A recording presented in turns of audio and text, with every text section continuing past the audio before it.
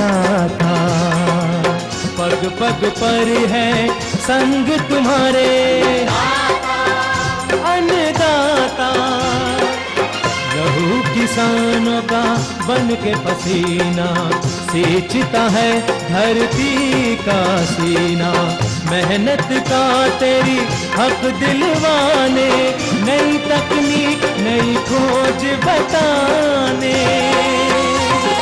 पशुधन को गुणवान बनाना, पौध सुरक्षा को सिखलाना, खेती के सब गुर समझाने, भारत का सरताज बनाने। आठों पहर है संग तुम्हारे अन्नदाता, अन्नदाता। नमस्कार, बहुत स्वागत है आपका अन्नदाता कार्यक्रम में। मैं हूं आपके साथ शालिनी कपूर तिवारी। हर रोज की तरह एक बार फिर से हम कार्यक्रम में लेकर के आए हैं खेती बाड़ी से जुड़ी हुई बहुत सी लाभकारी जानकारियां। तो चलिए सबसे पहले देखते हैं कि क्या है विशेष आज के कार्यक्रम में। सूक्ष्म सिंचाई संयंत्र के रखरखाव एवं प्रबंधन पर जानकारी। ठंड के मौसम में मुर्गियों की देखरेख और प्रबंधन पर जानकारी।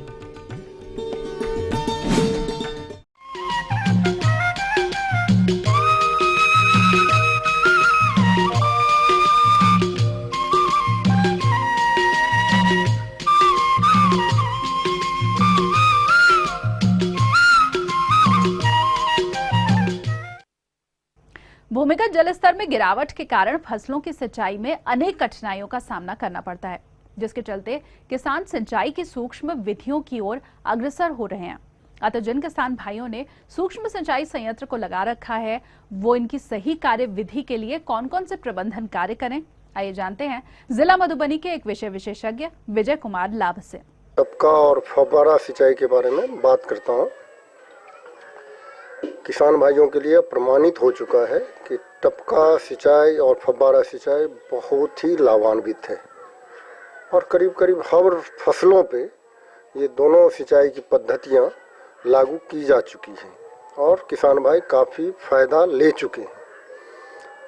जहाँ तक कि ये दोनों सिस्टम की यदि अलग अलग बात करें तो ड्रिप टपका सिंचाई में तो मुझे एक ठीक ढंग का फिल्ट्रेशन सिस्टम चाहिए। फिल्टर में भी 3 तरह के फिल्टर आते हैं। यदि हमें नदी से या तालाब से पानी उठाना है तो हमें एक सैंड फिल्टर, जिसे मीडिया फिल्टर बोलते हैं, जिसमें बालू भरा होता है और वो उसमें यदि पत्ते या कुछ गिर गए होती है तालाब में तो उसे छाना जा सकता है। और उसके बाद स्क्रीन फिल्टर आता है। मीडिया फिल्टर के बाद स्क्रीन फिल्टर लगाना चाहिए, जिससे एकदम मिट्टी का एक छोटा सा कण भी उस टपका सिंचाई में नहीं जाएगा और हमारे टपका सिंचाई की जो आयु है, उम्र है, वो काफ़ी लंबी होगी, वो कभी ख़राब नहीं होगा।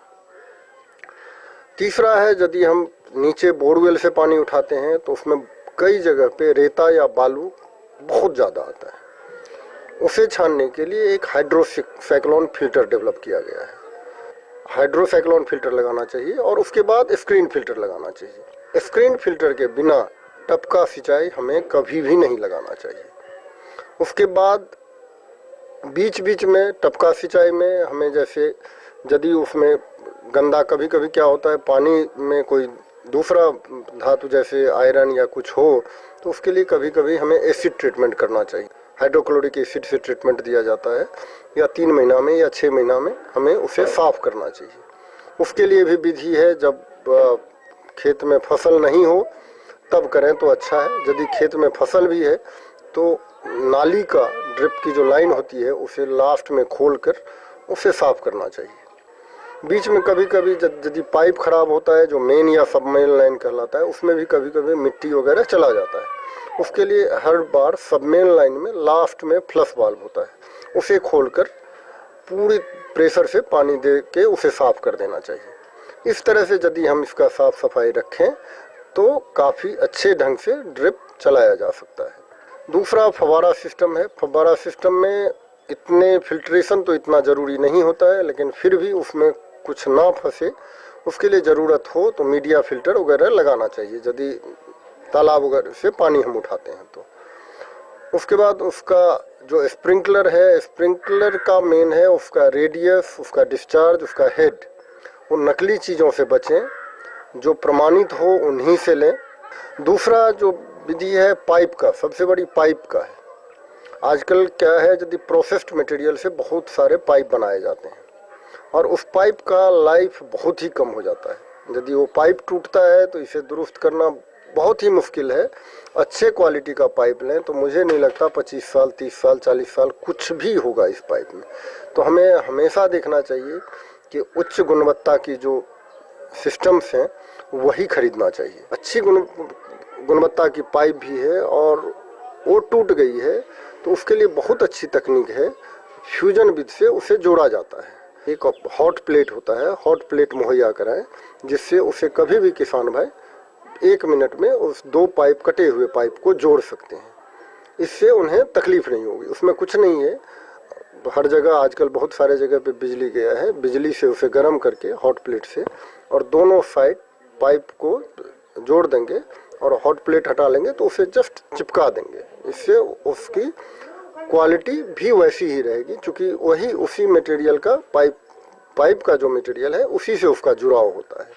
उसके बाद स्प्रिंकलर यदि खराब हो, कुछ फंस गया हो तो उसे आप अपने से प्रेशर वगैरह दे के ठीक कर सकते हैं उसे। यदि अच्छी क्वालिटी की है तो ये सब समस्या बहुत ही कम आती है। तो ये थी कुछ उपयोगी जानकारियां। अब लेंगे एक छोटा सा ब्रेक, जल्द हाजिर होंगे। गोभी वर्गीय फसलों से अच्छी उपज हेतु पौध सुरक्षा उपाय।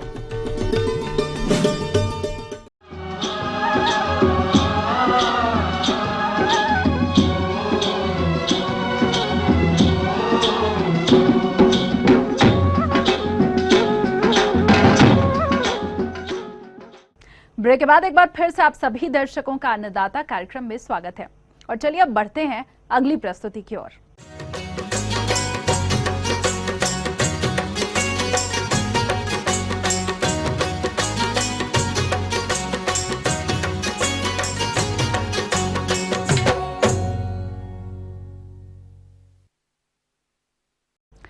गोभी की फसल रोपाई के अनुसार बढ़वार की भिन्न भिन्न अवस्था पर होगी और इन अवस्थाओं पर अनेक प्रकार के कीट और रोगों का प्रकोप देखने को मिलता है, जिनका समय से नियंत्रण अगर नहीं किया गया तो उपज में भारी कमी होती है।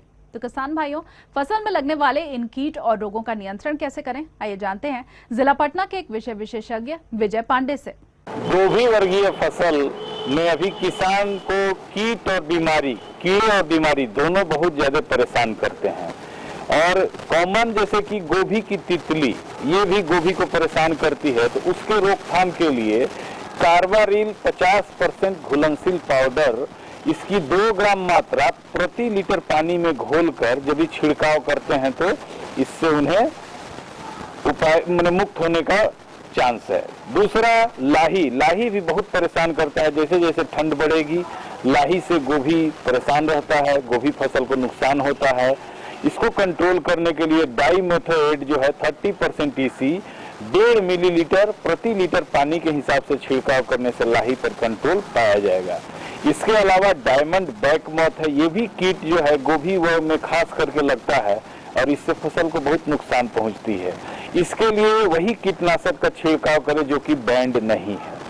इसके अलावा बहुत सी बीमारियां हैं जो कि गोभी वर्गीय फसल को बहुत नुकसान पहुंचाती है, जैसे कि तना विगलन।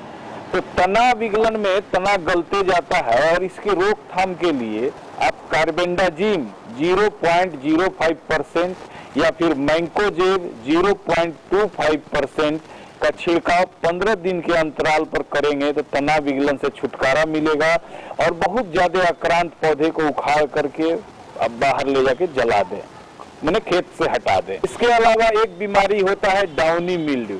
इसको कंट्रोल करने के लिए 3 ग्राम कॉपर ऑक्सीक्लोराइड प्रति लीटर पानी में घोल बनाकर छिड़काव करें। इसके अलावा फूलों का सड़ना, ये भी बीमारी गोभी के फूलों को बहुत परेशान करती है।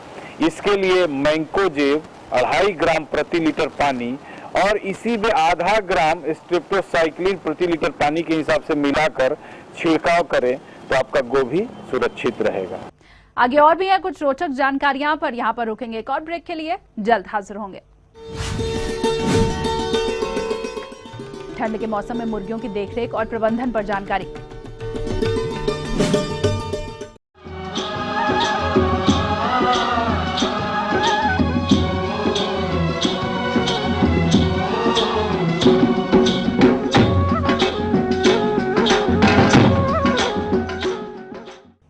ब्रेक के बाद आप सभी दर्शकों का एक बार फिर से स्वागत है और चलिए अब रुख करते हैं अगली कड़ी की ओर।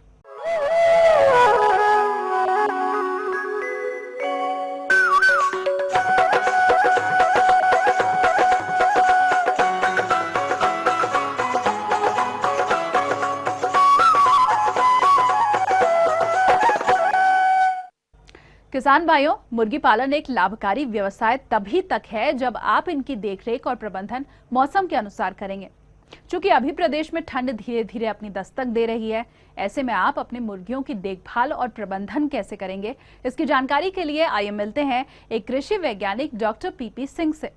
आज मैं आपको मुर्गियों में सर्दी में अपने को क्या क्या प्रबंधन करने चाहिए, किस प्रकार से अपन मुर्गियों को सर्दी से बचा सकते हैं और बेहतर उत्पादन ले सकते हैं, इसके बारे में संक्षिप्त जानकारी देना चाह रहा हूँ। देखिए, सबसे पहली बात तो ये है कि जैसे अपन मुर्गियों की अगर बात करें तो दो प्रकार की मुर्गियां अपन पालते हैं। आप जानते ही हैं, ब्रॉयलर मुर्गी पालन जिसमें मांस वाली मुर्गियों का अपन उत्पादन करते हैं, और लेयर मुर्गी पालन जिसमें कि अपन अंडे देने वाली मुर्गियों का पालन करते हैं, उत्पादन करते हैं। देखिए, इसमें सबसे पहली और महत्वपूर्ण बात यह है कि ब्रूडिंग की जो अवस्था होती है, जैसे ही अपन मुर्गियों में कोई बैच नया डाल रहे हैं, जैसे मान के चलो आप अभी डाल रहे हैं, तो उसमें अपने को दो चीज़ों का महत्वपूर्ण, एक तो ब्रूडिंग शुरू से मतलब एक दिन के चूजे से लेकर 4 सप्ताह की उम्र तक जो उनका विशेष पालन पोषण है, प्रबंधन किया जाता है, जिसमें कि उनको कृत्रिम गर्मी अपन देते हैं, उस अवस्था के प्रबंधन को ब्रूडिंग मैनेजमेंट कहते हैं। अगर सर्दी में अपन ने कोई बैच डाला है तो तापमान का निश्चित रूप से हमको जो गाइडलाइन है या जिस प्रकार से अपने को तापमान रखना चाहिए उसका ध्यान रखना चाहिए। दूसरा, जो मुर्गियों के बाड़े हैं उनमें जो अत्यधिक सर्दी का जब प्रकोप होता है तो उसको टाट की बोरियों से अपन ढक दें, और यदि इसके बावजूद भी हमें ऐसा लग रहा है कि चूजों को पर्याप्त मात्रा में तापमान या गर्मी नहीं मिल रही है तो अपन उसमें कृत्रिम रूप से गर्मी देने के प्रयास करते हैं। कृत्रिम रूप से गर्मी देने के लिए अपन शेड के भीतर लोहे के एक ड्रम में लकड़ी के गट्टों को जलाकर कृत्रिम गर्मी पैदा कर सकते हैं। इसमें सिर्फ ध्यान देने वाली बात यह है कि जो निकास है शेड से, जो धुआं उठेगा उसका निकास प्रॉपर तरीके से होना चाहिए, वो शेड में नहीं भरना चाहिए, क्योंकि धुआं भरने की स्थिति में मुर्गियों में श्वसन संबंधी बीमारी और परेशानियां पैदा हो सकती हैं, जिनसे कि उत्पादन पर हमें प्रतिकूल प्रभाव देखने को मिलेगा। दूसरा, ब्रूडिंग हमारी सही तरीके से हो रही है कि नहीं, इसके लिए अपन कैसे जांच सकते हैं। किसान भाई मोटे मोटे तरीके से देखें, जो अपन ब्रूडिंग करते हैं तो सामान्यतः एक ब्रूडर गार्ड बना के कार्डबोर्ड का रहता है, उसमें अपन 400 से 500 चूजों की ब्रूडिंग करते हैं। तो उस अवस्था में ऊपर अपन सीरीज में 200 वाट के 4 या 5 बल्ब लगा के कृत्रिम गर्मी देने का प्रयास करते हैं। जो हमारी बांस की टोकरी रहती है उसमें ये बल्ब फिट करके ऊपर टांग देते हैं। करीब 1 से 1.5 फीट हाइट पे इनको टांगा जाता है, और करीब 1 फीट का ब्रूडर गार्ड होता है और गोल घेरा नुमा रहता है, उसमें चूजे रहते हैं। तो यदि हम ध्यान से देखेंगे तो यदि हमारे ब्रूडर गार्ड के अंदर जो चूजे हैं उनमें अगर पर्याप्त मात्रा में तापमान मिल रहा है, मेरा मतलब है पूरे एरिया में समान रूप से अगर गर्मी मिल रही है, तो चूजे उस पूरे गोल घेरे में एरिया में सामान्य रूप से फैले रहेंगे। लेकिन यदि गर्मी बहुत अधिक मात्रा में मिल रही है तो चूजे जो सेंटर पॉइंट है या जहाँ टोकरी है उससे दूर किनारे की तरफ परिधि जो गोला बना है या जो वृत्तनुमा आकृति बन रही है उसके किनारे की तरफ होंगे। अगर गर्मी कम है तो डायरेक्ट हीट सोर्स के नीचे चूजों का झुंड दिखाई देगा। मेरा मतलब है जहाँ टोकरी टंगी है उसके जस्ट नीचे जाकर चूजे इकट्ठे हो जाएंगे, हडलिंग कहते हैं इसको। तो हडलिंग देखने को अपने को मिलेगी। तो इस प्रकार से अपन जांच सकते हैं कि पर्याप्त मात्रा में तापमान मिल रहा है कि नहीं। दूसरा, इसके अलावा जो अन्य सामान्य प्रबंधन की बातें हैं, जैसे रानीखेत है, गंबोरो है, ये 2 प्रमुख बीमारियां होती हैं मुर्गियों में। इनका टीकाकरण लगभग सभी क्षेत्रों में करवाया जाता है, तो इनका टीकाकरण प्रॉपर समय पर अपन करवाते रहें। इसके अलावा शुरू की अवस्था में जब चूजे आते हैं तो प्रॉपर मात्रा में विटामिन और इलेक्ट्रोलाइट्स के सॉल्यूशन उनको अपन पिलाते हैं दवा के रूप में, उसको पिलाएं। यदि कई बार क्या होता है कि मुर्गियों में इकोलाई का इन्फेक्शन हो जाता है। आप लोग जानते हैं कि जब मुर्गियों को दूषित पानी पिलाया जाता है या पीने के लिए दिया जाता है, दूषित पानी, और वो भी ऐसा पानी जिसमें कि मलमूत्र द्वारा प्रदूषित किया गया हो, उस पानी में इकोलाई के इन्फेक्शन होने की संभावना ज़्यादा रहती है। और जब मुर्गियों में होता है तो उससे मुर्गियों में बीमारियां हो जाती हैं और उसके कारण इकोनॉमिक लॉस होता है, आर्थिक नुकसान होता है। अतः जो पीने का पानी है वो शुद्ध रखना चाहिए। दूसरा, जो कई वैक्सीन ऐसी रहती हैं जो पानी में मिला के अपन मुर्गियों को देते हैं, तो ऐसा पानी भी क्लोरीनेटेड वाटर या अन्य किसी प्रकार का वाटर नहीं होना चाहिए, उसमें कोई ट्रीटमेंट नहीं होना चाहिए। अन्यथा जो वैक्सीन अपन उसमें लिक्विड फॉर्म में मिलाते हैं वो इनएक्टिवेट हो जाती है और प्रॉपर तरीके से काम नहीं करती। तो इस प्रकार से ये सब अगर सावधानियां अपन रखेंगे तो निश्चित रूप से ही जो मुर्गी पालन अपन कर रहे हैं उसमें अपन बेहतर परिणाम प्राप्त कर सकते हैं।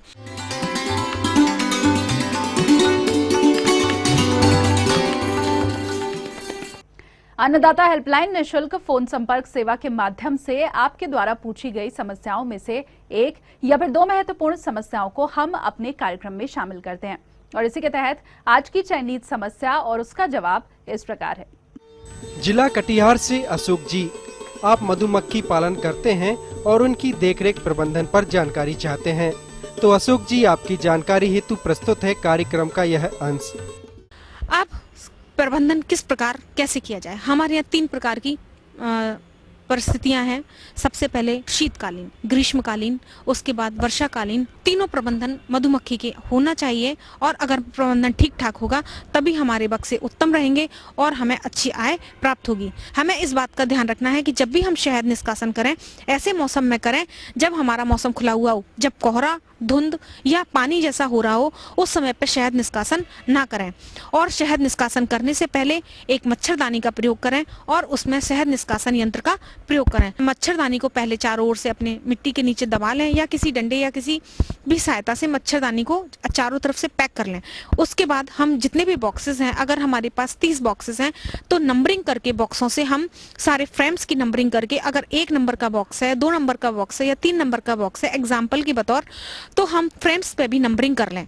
जिन फ्रेम्स को हम जिस बक्से से निकालेंगे शहद निष्कासन के बाद हम उसी बक्से में लगाएंगे।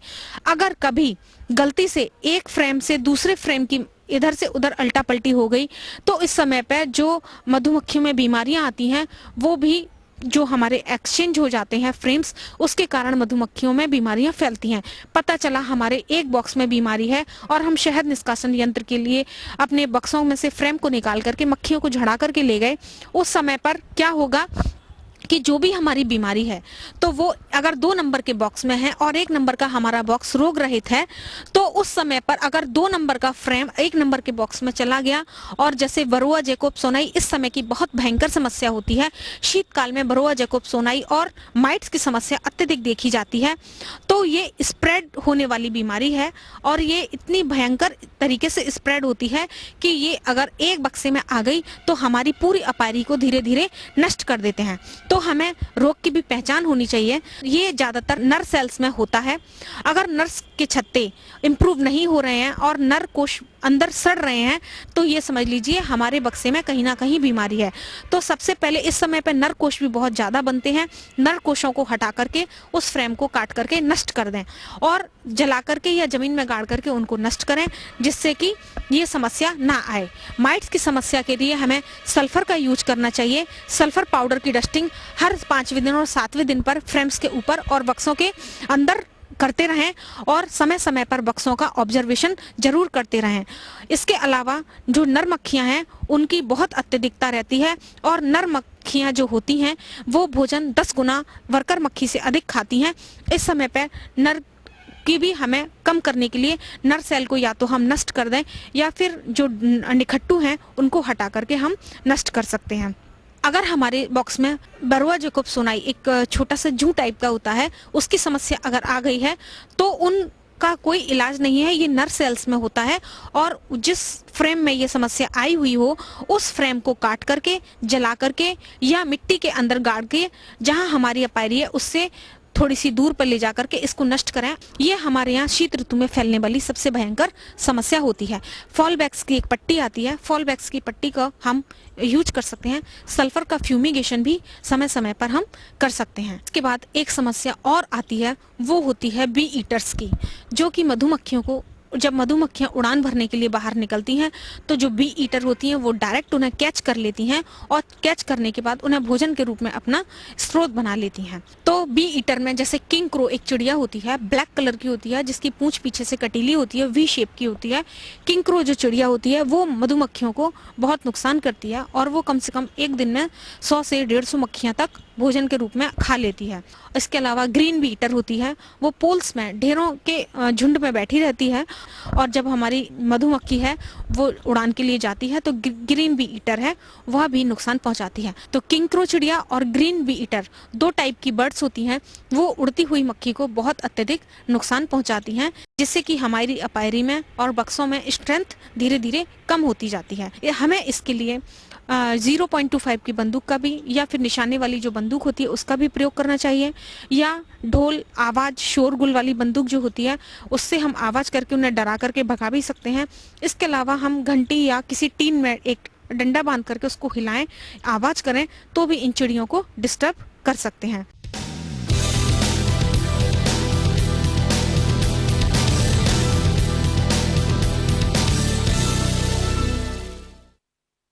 राज्य की विभिन्न मंडियों में कृषि उत्पादों के चढ़ते उतरते बाजार भाव की संक्षिप्त जानकारी इस प्रकार है।